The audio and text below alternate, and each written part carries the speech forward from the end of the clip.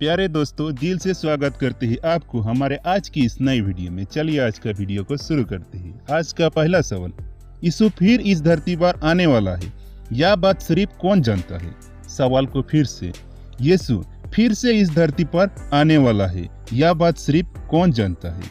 इस सवाल का सही जवाब है सिर्फ परमेश्वर पिता जानता है। इसके बारे में बाइबल में लिखा है, परंतु उस दिन या उस घड़ी के विषय में कोई नहीं जानता, ना स्वर्ग के दूत, ना ही पुत्र अर्थात यीशु, परंतु केवल परमेश्वर पिता जानता है। यह लिखा है मरकुस अध्याय 13 वचन 32 में। सवाल नंबर 2, एक दिन अर्थी में उठाकर ले जाने वाले मुर्दे को यीशु ने जीवित किया था, वह मृतक व्यक्ति कहाँ के रहने वाले थे?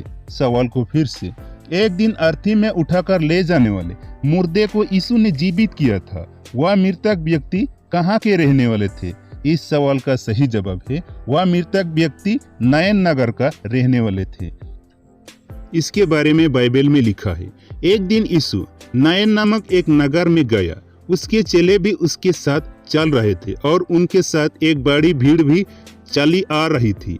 जब वह नगर के फाटक पर पहुंचा तो देखा लोग एक मुर्दे को, जो अपनी माँ का एकलौता पुत्र था, बाहर लिए जा रहे थे और वह विधवा थी और नगर के बहुत से लोग उसके साथ थे। विधवा को देखकर प्रभु को उस पर बड़ा तरस आया और यीशु कहा, मत रो। फिर यीशु आकर अर्थी को छुआ और कंधा देने वाले रुक गए। तब यीशु ने कहा, हे जवान, मैं तुझसे कहता हूँ, उठ।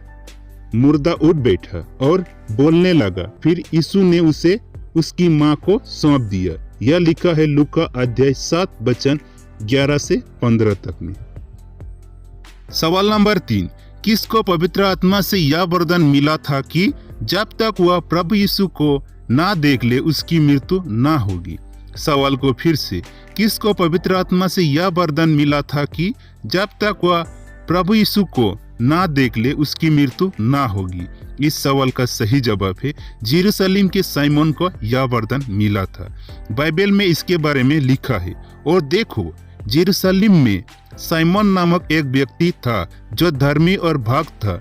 वह इस्राएल की शांति की परीक्षा कर रहा था और पवित्र आत्मा उस पर आया और पवित्र आत्मा के द्वारा उस पर यह प्रकट किया गया कि जब तक तू प्रभु मसीह को अपने आंखें से ना देख ले तब तक मृत्यु को ना देखेगा।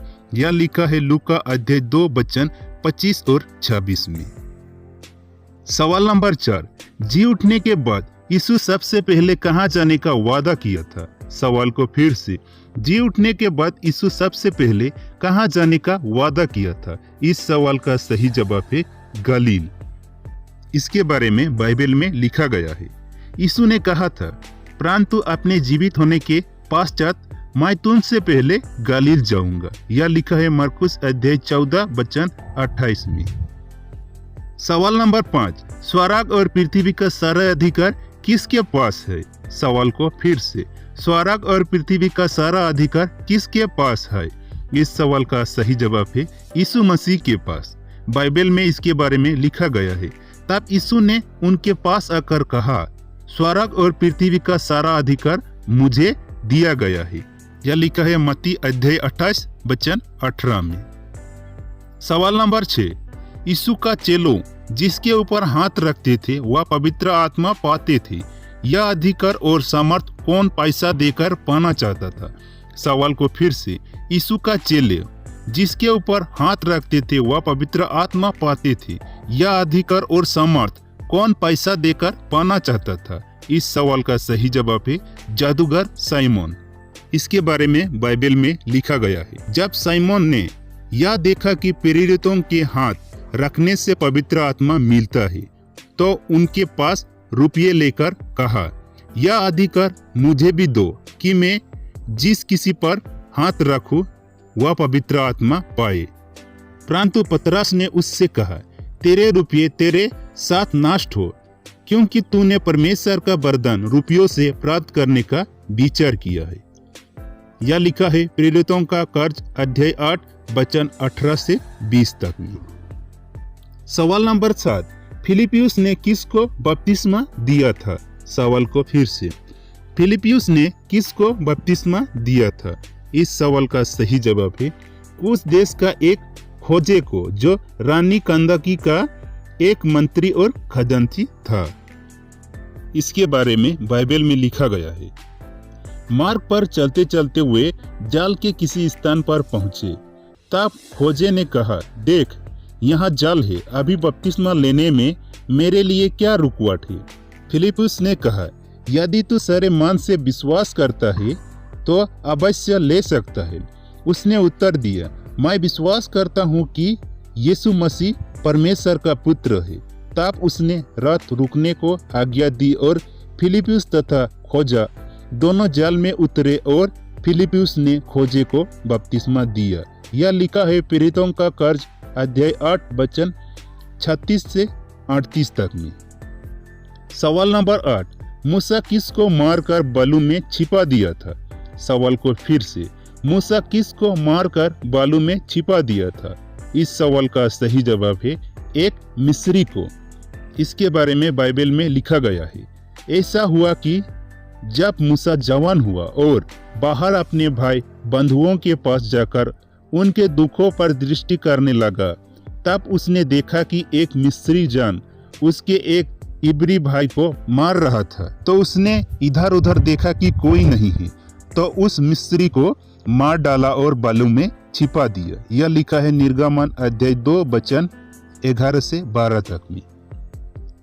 सवाल नंबर 9, गत्सिमनी बारी में यीशु ने क्या कहते हुए प्रार्थना किया था? सवाल को फिर से, गत्सिमनी बारी में यीशु ने क्या कहते हुए प्रार्थना किया था? इस सवाल का सही जवाब है यीशु ने कहा, हे पिता, हो सके तो मेरा यह दुख मुझ पर से टाल ले। इसके बारे में बाइबल में लिखा गया है। फिर यीशु थोड़ा आगे बढ़ा और भूमि पर गिरकर प्रार्थना करने लगा कि यदि हो सके तो यह घड़ी मुझ पर से टाल जाए, और कहा, हे अब्बा, हे पिता, तुझसे सब कुछ हो सकता है, इस कटोरे को मेरे पास से हटा ले, पर मैं चाहता हूँ ऐसा नहीं, पर जो आप चाहते हैं वैसा हो। यह लिखा है मरकुस अध्याय 14 वचन 35 और 36 में। सवाल नंबर 10, यहूदा इस्करियोती ने क्या चिन्ह दिखाकर यीशु को पकड़वाया था? सवाल को फिर से, यहूदा इस्करियोती ने क्या चिन्ह दिखाकर यीशु को पकड़वाया था? इस सवाल का सही जवाब है जिसको वह चूमे वही यीशु मसीह है।